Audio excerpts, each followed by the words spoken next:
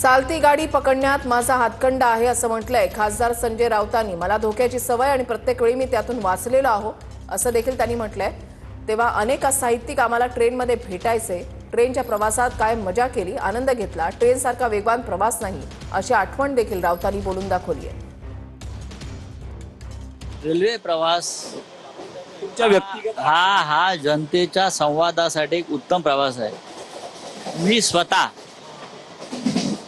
Indian express वृत्तसमूहात कामाला होतो नरिमन पॉइंटला, तेव्हा